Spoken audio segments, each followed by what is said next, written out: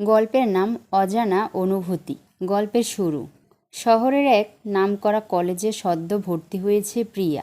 এই কলেজ ছিল তার স্বপ্ন।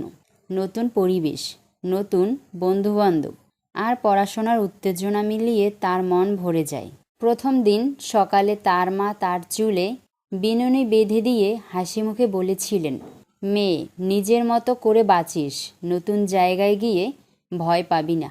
কলেজের প্রথম দিন প্রিয়া সবাইকে হাসি আর প্রাণবন্ত আচরণে মুগ্ধ করে ফেলে। মেয়েটি যেন জীবন্ত রংধনু। তবে ভিড়ের মাঝেও প্রিয়ার চোখে পড়ে এক অন্যমনস্ক ছেলেকে। সে ক্লাসরুমের একেবারে শেষ বেঞ্চে বসে। অন্যরা যেখানে হইচই করছে, সেখানে সে গভীর মনোযোগে জানালার বাইরে তাকিয়ে। ছেলেটির মুখে এক ধরনের গম্ভীর ভাব, যেন পৃথিবীর মায়া তাকে ছুঁতে পারেনি। এই ছেলেটির নাম অনি। প্রিয়া কিছুটা অবাক হয়ে ভাবে, সবাই এত মজা করছে আর এই ছেলেটি কেন এত উদাসীন।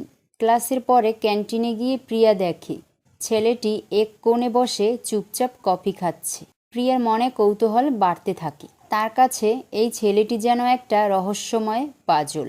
ঘটনা প্রবাহ। কয়েকদিনের মধ্যেই প্রিয়া বেশ কয়েকজন বন্ধু জুটিয়ে নেয়। কলেজের প্রতিটি মানুষ যেন তাকে ভালোবাসতে শুরু করে। আর অন্যদিকে অনি থেকে যায় তার নিজের মতো। কেউ তার কাছে যেতে সাহস পায় না। একদিন কলেজের লাইব্রেরিতে প্রিয়া একটি বই খুঁজতে গিয়ে দেখে সেই বইটি ইতিমধ্যে অনি পড়ছে।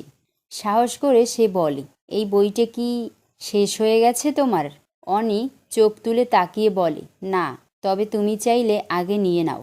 এই প্রথমবার তারা একে অপরের সাথে কথা বলে। যদিও কথাটি খুব সাধারণ ছিল, তবু এটি তাদের মাঝে একটি সংযোগের সূচনা করে। এরপর কলেজের একটি গ্রুপ প্রজেক্টে প্রিয়া আর অনিকে একসঙ্গে কাজ করতে দেওয়া হয়। প্রিয়া দেখে অনি খুবই মেধাবী, তবে কথা খুব কম বলে। প্রিয়াই প্রথম কথা বলা শুরু করে। তুমি এত চুপচাপ কেন? অনি একটু হেসে বলে, চুপ থাকা সহজ, বলার মতো বেশি কিছু থাকে না সব সময়। প্রিয়া অবাক হয়, তার মতো একজন মেয়ের কাছে যে প্রতিদিন কথা বলতে ভালোবাসে, অনির মতো মানুষের চিন্তাভাবনা সম্পূর্ণ নতুন।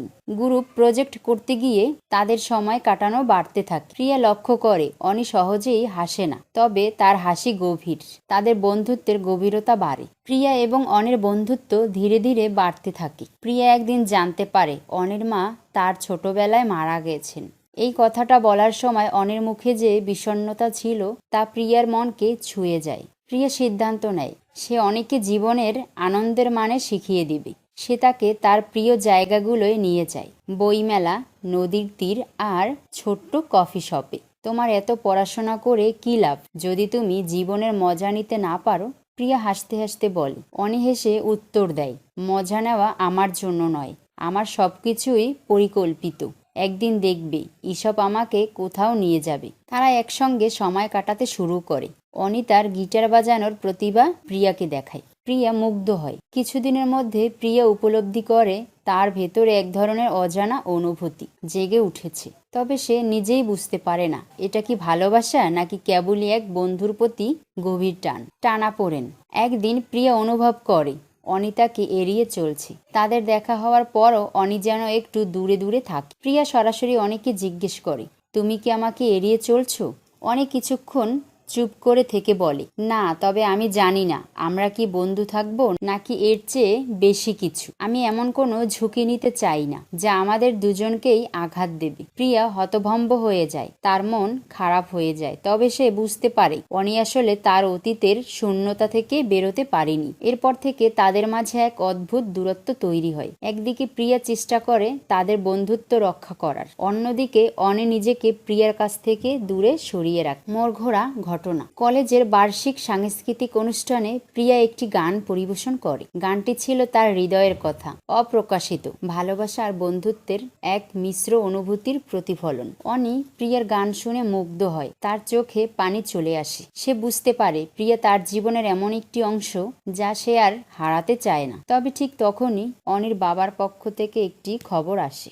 তাকে বিদেশে একটি গুরুত্বপূর্ণ স্কলারশিপের জন্য যেতে হবে। অনি দ্বিধায় পড়ে। প্রিয়ার সাথে থাকার ইচ্ছা এবং নিজের ভবিষ্যতের দায়িত্বের মাঝে সে আটকে যায়। গল্পের সমাপ্তি। অনি বিদেশে যায়।